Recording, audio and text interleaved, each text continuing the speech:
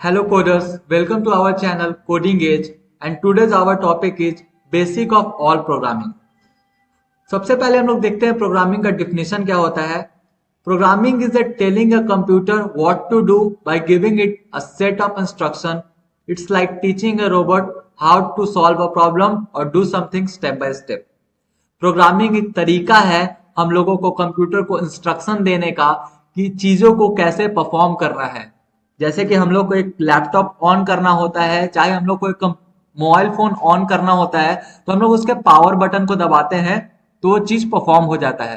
तो उसको इस हिसाब से परफॉर्म किया गया है, इस हिसाब से प्रोग्राम किया गया है कि ये बटन दबाने से ये चीज ऑन हो जाएगा।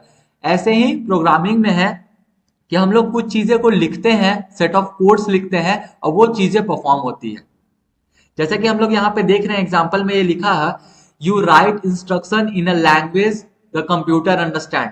जैसे कि बहुत सारे लैंग्वेजेज हैं, जैसे सी है, पाइथन है, जावा है। सब लैंग्वेजेज के कुछ सिंटेक्स हैं, उन सिंटेक्स के हिसाब से हम लिखते हैं और कंप्यूटर को इंस्ट्रक्शन देते हैं कि इस चीज को कैसे परफॉर्म करना है। सिंटेक्स के बारे में हम आगे के लेक्चर में देखेंगे कि सिंटेक्स क्या होता है और उन्हें कैसे लिखा जाता है। The computer follows this instruction exactly as you wrote them. जैसे कि हम लोग इंस्ट्रक्शन लिखते हैं, कंप्यूटर इस चीज को फॉलो करता है और उसको परफॉर्म करता है। और एक हम एग्जाम्पल देखते हैं, ये हमारा एक सी का कोड है जो कि आप लोग बस देख लीजिए कि सी का कोड कैसा होता है। और ये चल के आगे हम लोग देखेंगे कि इन सब चीजों को यूज कैसे करते हैं और लिखते कैसे हैं।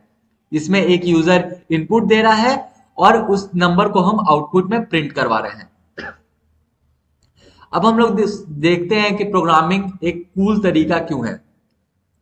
हम लोग प्रोग्रामिंग के हेल्प से गेम्स बना सकते हैं, एप्स डेवलप कर सकते हैं, वेबसाइट बना सकते हैं और कि हम लोग एक रोबोट भी बना सकते हैं जो कि हमारे लिए चीजें परफॉर्म कर सके।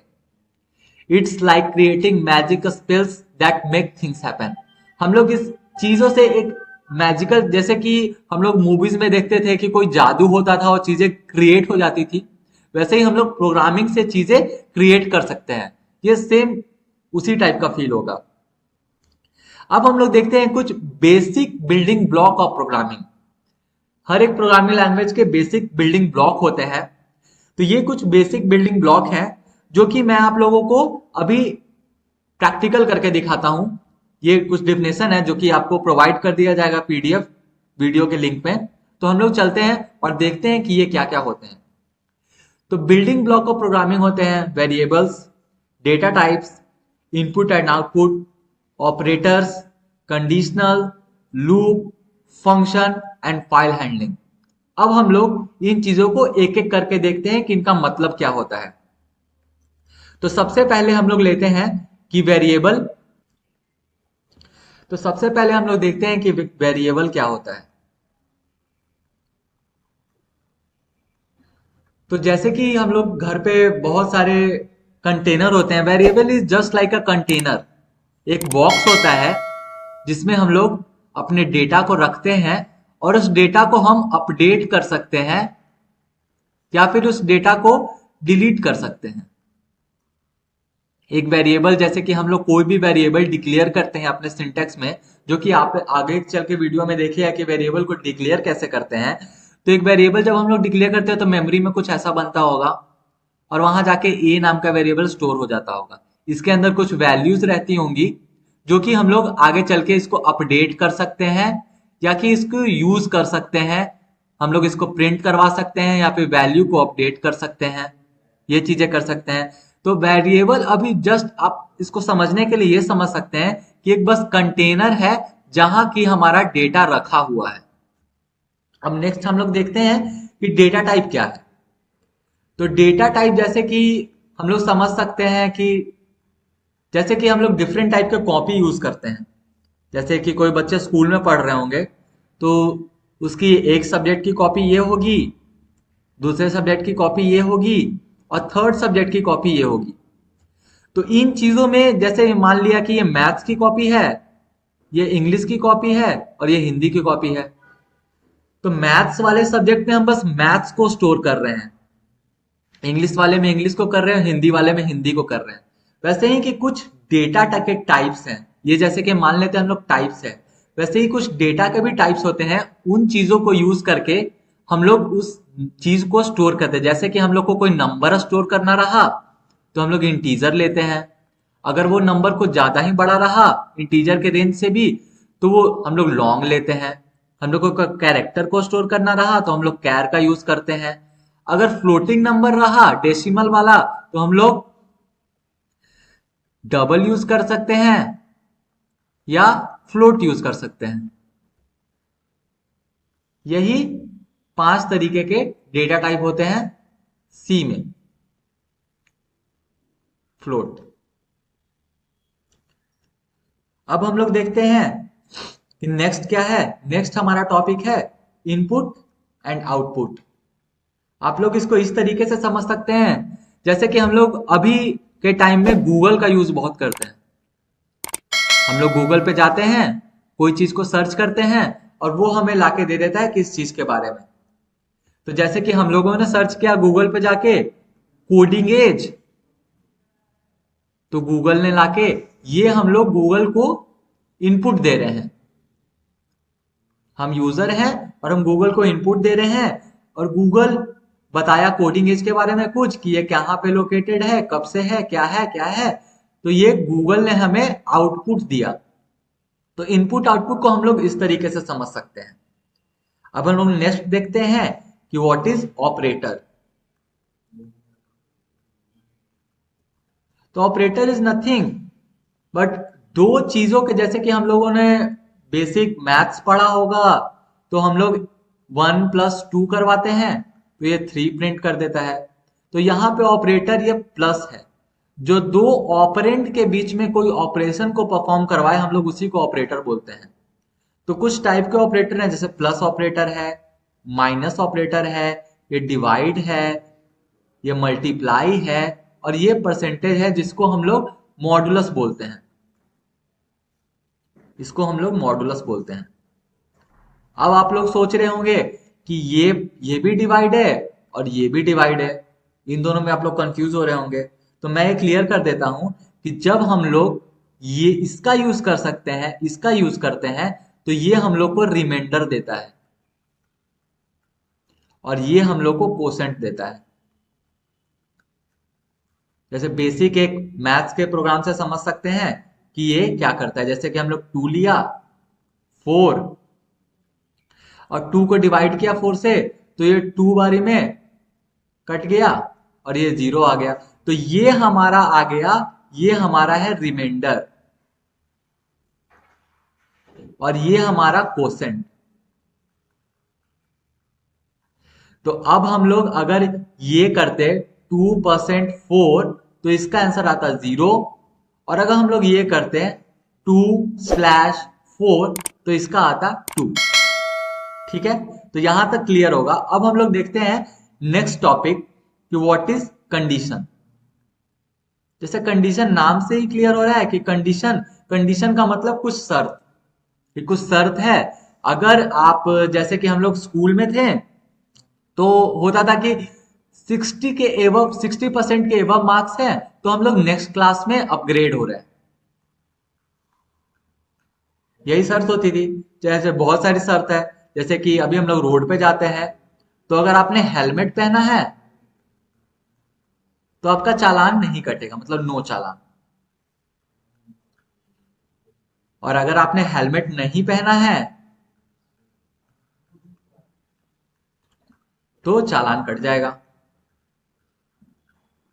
तो ये हमारे कंडीशंस हैं। ऐसे ही हमारे प्रोग्रामिंग में बहुत सारे कंडीशंस होते हैं, वो कि हम लोग चल के आगे देखेंगे। और फिर हम लोग नेक्स्ट देखते हैं लूप्स। लूप्स का मतलब ये होता है किसी काम को अगर हम बार बार करना चाहते हैं तो उसी को हम लोग लूप बोलते हैं। जैसे कि हम लोग ये समझ सकते हैं कि कोई, जैसे म्यूजिक प्लेयर सब लोग यूज करते हैं, म्यूजिक प्लेयर यूज कर रहे होते हैं, कोई गाना आता है और इस गाने को बार बार हम लोग सुनना चाहते हैं। कोई गाना अच्छा लगा तो बार बार सुन रहे होते हैं, तो एक साइड में सिंबल बना होता है सफल टाइप का, तो उसको हम गाने को लूप में लगा देते हैं। जैसे बहुत लोग बोलते हैं, जैसे बहुत लोग इंस्टाग्राम भी यूज करते होंगे तो उसमें एक GIF भी होता है जो कि रहता है ऑन लूप। तो बहुत लोग उसको यूज भी करते हैं कि मतलब मैं इस गाने को बहुत बारी सुन रहा हूँ, तो लूप में सुन रहा हूँ, बार बार सुन रहा हूँ। तो वो लूप क्या करता है, जैसे गाना चलता है, वो गाना यहाँ से यहाँ तक का होता है, वो खत्म होता है, फिर वो वापस से यहीं से शुरू हो जाता है, फिर वो खत्म होता है, फिर वो वापस से यहीं से शुरू होता है। तो लूप दो टाइप के होते हैं, एक होता है फाइनाइट, एक होता है इनफाइनाइट।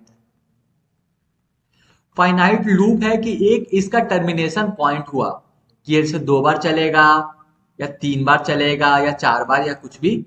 और इनफाइनाइट का हुआ कि ये कभी खत्म ही नहीं होगा, ये चलता ही जाएगा, चलता ही जाएगा, चलता ही जाएगा। जैसे कोई गेम होते हैं वो इनफाइनाइट होते हैं, वो आप किसी भी लेवल तक खेलिए वो चलते ही जाएंगे, चलते हैं, वो कभी खत्म ही नहीं होता। तो लूप को हम लोग इस तरीके से समझ सकते हैं।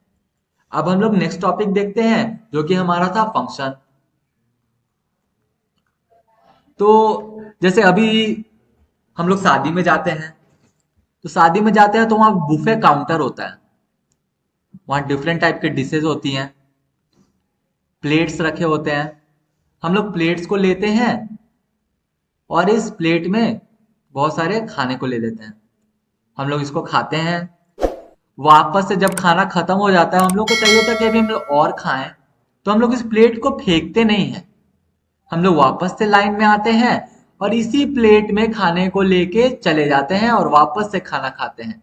तो हमारा यहाँ पे प्लेट रीयूज हुआ, हम लोगों ने इसे डिस्ट्रॉय नहीं किया, इसको रीयूज किया।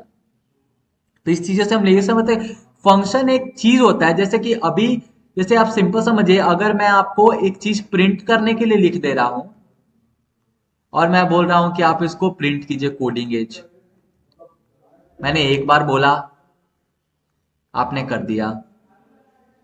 अब मैं बोला कि आप इसे 50 बार करें, 50 बार भी आप कर दोगे। फिर मैं बोलूंगा कि आप इसे 5,000 बार करें, तब आपको प्रॉब्लम होगी। तो हम लोग क्यों ना एक ऐसा फंक्शन बना लें कि बस हम लोग उसको कॉल करें और वो 50,000 बार प्रिंट कर दे। तो हम लोग आगे चल के कोड में देखेंगे कि फंक्शन को क्रिएट कैसे करते हैं और उसको कॉल कैसे करते हैं। तो फंक्शन इज नथिंग, हम लोग कोड को रीयूज कर सकते हैं कि बार बार एक ही चीज को नहीं लिखना पड़ा, एक चीज का काम अगर हम लोग को बार बार है तो उस कोड को हम लोग रीयूज कर सकते हैं अपने कोड में। अब हम लोग नेक्स्ट टॉपिक देखते हैं, फाइल हैंडलिंग। फाइल हैंडलिंग को मैं कुछ इस तरीके से बताता हूं कि क्रड ऑपरेशन होता है। हम लोग कुछ भी डेवलप करते हैं तो क्रड ऑपरेशन, क्रिएट, रीड, अपडेट और डिलीट। हम लोग बेसिकली कोई भी प्रोग्राम बनाते हैं, कोई भी ऐप होता है तो यही करता है, यूजर को क्रिएट करता है, कुछ चीजें रीड करता है, उसको अपडेट करता है और फिर उसको डिलीट करता है। तो हम लोग कुछ इसको इस एग्जाम्पल से समझते हैं कि एक बंदा है जो कि एक रेस्टोरेंट खोला, तो हम लोग इसको पर्सन 1 P1 के नाम से समझ लेते हैं। ये है ओनर, ओनर ऑफ रेस्टोरेंट। तो अब रेस्टोरेंट खोलेगा तो ये चीजें रीड करेगा, आसपास की चीजें कि मार्केट में किस चीज की कमी है, कौन कौन से डिशेस चाहिए, क्या क्या चाहिए। तो इसने रीड करके एक शेफ को लिया C1 और एक अपने मैनेजर को लिया। अब ये इसके रेस्टोरेंट में कोई कस्टमर आए, कस्टमर, तो ये मैनेजर आया और इसने पूछा कि सर आपको कौन सी डिश चाहिए। तो इन्होंने बोला कि मुझे तो कॉफी चाहिए। तो ये मैनेजर वापस गया और इसने अपने शेफ को बोला कि आप एक कॉफी बना दो। तो ये कॉफी प्रिपेयर करके इसे दे दिया, वेटर ने लाके वापस से सर्व कर दिया। अब फिर से मैनेजर आया, जब कस्टमर ने अपना खाना खा लिया तो वेटर ने पूछा कस्टमर से रिव्यू कि सर आपको कॉफी कैसा लगा। तो कस्टमर ने बोला कि सर अच्छा नहीं था, बैड रिव्यू दे दिया। तो अब मैनेजर जाएगा ओनर के पास और बोलेगा कि सर शेफ अच्छा खाना नहीं बना पा रहा है, कस्टमर का रिव्यू बैड आया है। तब ओनर क्या करेगा, ओनर इसको ये जाके अपडेट किया, किसको? ओनर को, कि सर ये शेफ जो है ये अच्छा कॉफी नहीं बना पा रहा है, हमारे कस्टमर इसको पसंद नहीं कर रहे हैं। तो ओनर ने बोला कि अच्छा ठीक है, तो इसे तुम डिलीट कर दो, मतलब इसे तुम हटा दो, किसी और को ले आओ। तो हम लोग बेसिकली इससे इस चीज को समझ सकते हैं कि यहाँ पे ओनर जो हुआ, इसने एक चीज को क्रिएट करा रेस्टोरेंट को। ये मैनेजर चीजें को अपडेट कर रहा है रेस्टोरेंट के मालिक को, और रेस्टोरेंट का मालिक डिसाइड कर रहा है कि इसको डिलीट करना है या नहीं। तो हम लोग क्रड ऑपरेशन को यही कर सकते हैं। और हम लोग जब फाइल हैंडलिंग पढ़ेंगे कि एक फाइल में चीजें कैसे लिखते हैं, कैसे उसको रीड करते हैं, कैसे उसके अंदर की चीजों को अपडेट करते हैं, और कैसे उसी चीजों को डिलीट करते हैं। तो हम लोग फाइल हैंडलिंग जब पढ़ेंगे तो उसको क्रड ऑपरेशन से समझेंगे। तो आज के लेक्चर के लिए बस इतना ही। आगे आगे के लेक्चर में आपको इसके क्वेश्चंस मिल जाएंगे जो कि आप सॉल्व कीजिएगा। और तब तक के लिए keep watching, keep subscribing. Thank you for watching.